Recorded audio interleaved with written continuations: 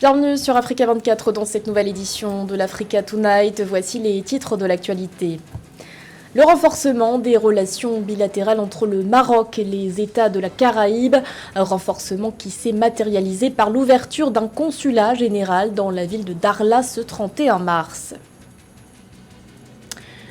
Focus sur le secteur agricole au Sénégal, un volet important du plan Sénégal émergent, dans la mesure où ce secteur emploie près de 70% de la population active. Et puis le tirage au sort du Mondial 2022 au Qatar. Les 5 sélections africaines qualifiées sont désormais fixées sur leur sort et on en parlera en fin d'édition avec nos invités. Mais tout d'abord, un nouveau gouvernement pour la Mauritanie. Une nouvelle équipe dirigeante a été nommée ce jeudi 31 mars par décret présidentiel. Une nomination qui intervient 2 jours après la démission du Premier ministre Mohamed Ould Bilal, qui a finalement été reconduit à son poste. Point important de ce nouveau gouvernement, il comprend 25 ministres. Parmi les changements notables, l'ancien ministre de l'Intérieur, Mohamed Salem Ould Merzoug, prend désormais les rênes du ministère des Affaires étrangères. L'actualité nous emmène également au Kenya, où la Cour suprême a décidé ce 31 mars d'invalider un processus de révision constitutionnelle, processus qui avait été initié par le président Uhuru Kenyatta. Dans les détails, la présidente de cette juridiction, Martha Koome, a expliqué que le chef de l'État, je cite, ne peut pas initier des amendements ou des changements constitutionnels par la procédure de l'initiative populaire.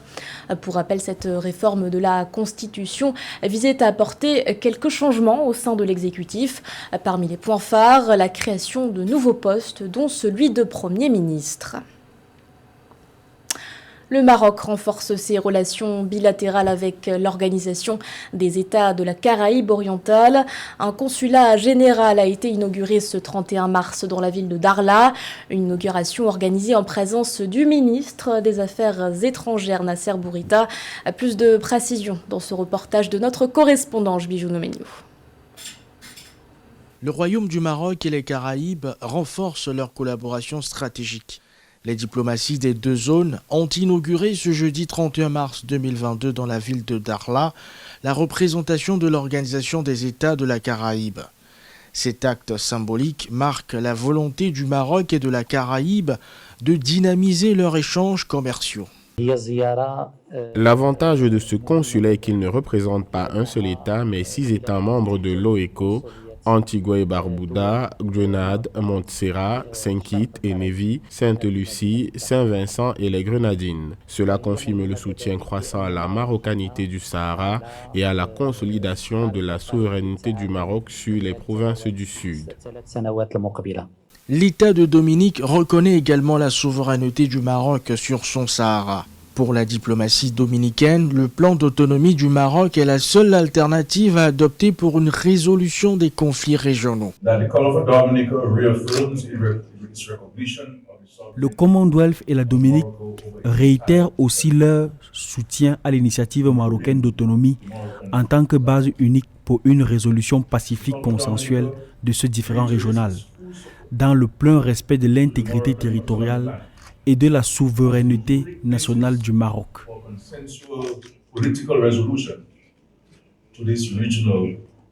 Les relations bilatérales entre le Maroc et les Caraïbes ont connu un développement significatif dans plusieurs domaines.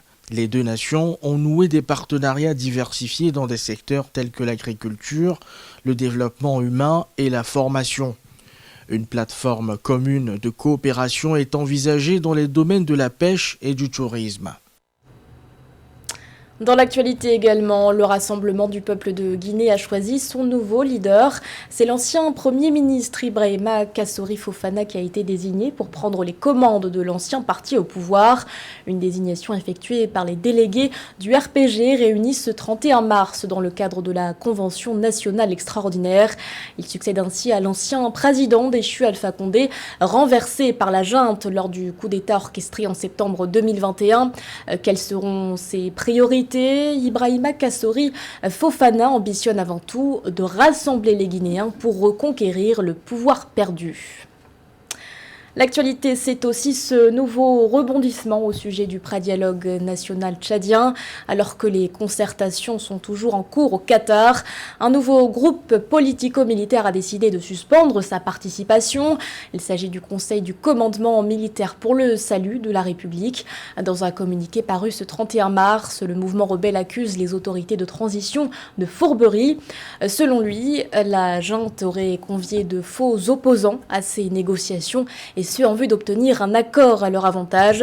Une décision jugée regrettable par le ministre des Affaires étrangères, Chérif Mohamed Zen, qui affirme sur les réseaux sociaux qu'il est encore trop tôt pour tirer des conclusions. À l'heure où la question du réchauffement climatique occupe une place importante au sein des gouvernements, le Sénégal entend mettre les bouchées doubles pour protéger les petits exploitants. L'agriculture est d'ailleurs un volet important du plan Sénégal émergent. Et pour cause, le secteur emploie près de 70% de la population active. Les détails avec Samantha Saberou-Sabobanga. Les productions agricoles au Sénégal sont confrontées à des chocs fréquents liés au changement climatique auxquels les agriculteurs doivent faire face, s'adapter et innover. Les populations les plus vulnérables sont aussi les plus soumises aux chocs car elles ont des capacités de récupération relativement limitées. Avec l'aide des scientifiques, l'Institut sénégalais de recherche agricole, ISRA, travaille à des innovations pour améliorer la résistance de végétaux et de pratiques agricoles afin d'aider les exploitants. Vous n'êtes pas sans savoir que les changements climatiques ont un impact négatif sur la production agricole et ça plus particulièrement dans nos pays et au Sénégal en particulier.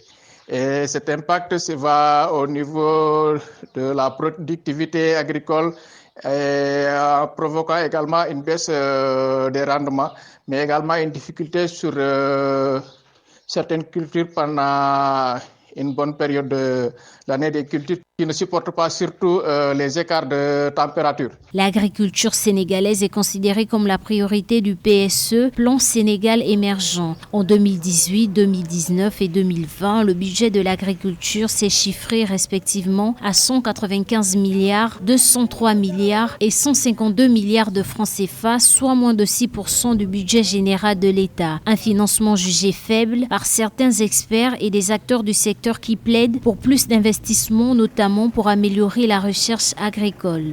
L'agriculture au Sénégal se porte mieux en tout cas que ne l'avait laissé le régime de Wade parce qu'il avait réussi à déstabiliser la spéculation la plus importante qui était la spéculation de l'arachide.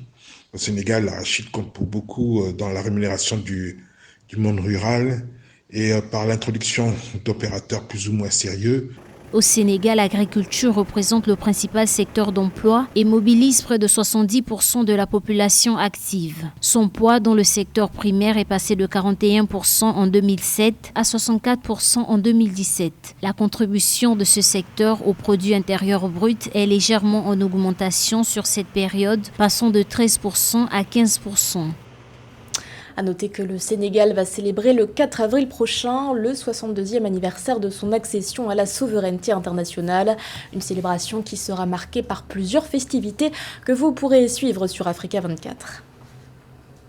Après l'Afrique du Sud ou encore le Maroc, le Ghana est lui aussi en quête d'indépendance vaccinale.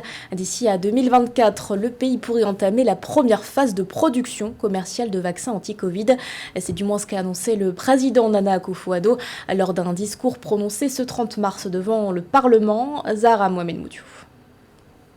La situation sanitaire liée au Covid-19 s'invite au Parlement ghanéen.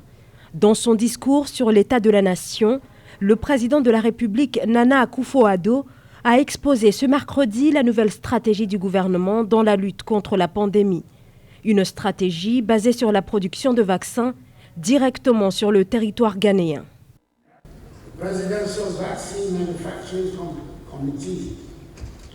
Le comité présidentiel sur la fabrication de vaccins que j'ai créé pour répondre à cette lacune évidente a mis en place une stratégie globale de production nationale de vaccins et la création d'un institut national des vaccins pour mettre en œuvre la stratégie, ce qui nous permettra de commencer la première phase de production commerciale en janvier 2024.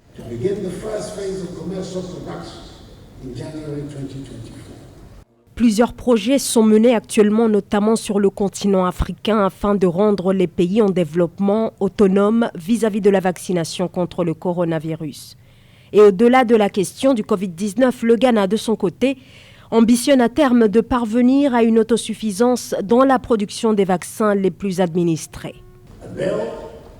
Un projet de loi vous sera prochainement présenté dans cette Chambre pour votre soutien et votre approbation à la création d'un Institut national du vaccin.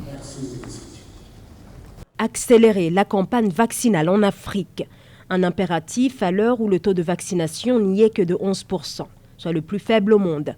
Le continent doit multiplier par 6 le taux de vaccination contre le Covid-19 pour espérer atteindre l'objectif de 70% de couverture vaccinale fixé par l'Organisation mondiale de la santé.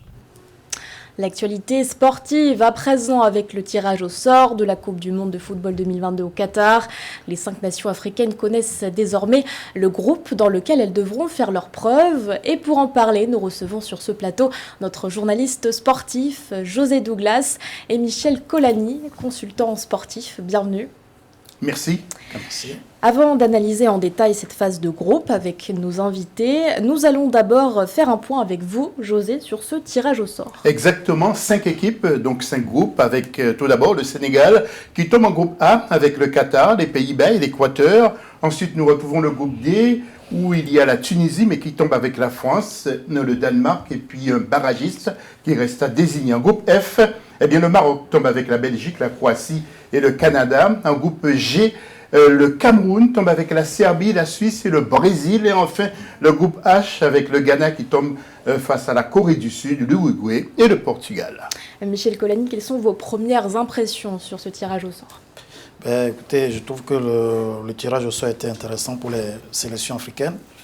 Pour le Sénégal, le groupe A, c'est un tirage que je trouve que c'est favorable. Pour la Tunisie, c'est un match franco-tunisien qui va se dérouler. Ce sera plus compliqué face au champion. Compliqué. Et le groupe F, le Maroc, il a sa chance, le Maroc.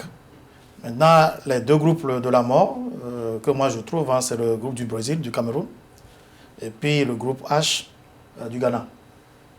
Vous avez parlé évidemment du Sénégal. Est-ce qu'on peut imaginer qu'ils feront sensation étant donné leur titre de champion d'Afrique ?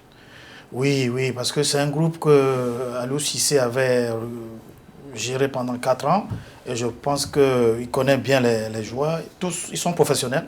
Aujourd'hui, si on doit faire 3 équipes de sélection du Sénégal, il y a du monde. Du coup, c'est un groupe qui, pour la 2e participation mondiale, champion d'Afrique en titre, je pense qu'ils vont défendre chèrement leur peau. Et je pense qu'ils peuvent ils peuvent sortir du groupe.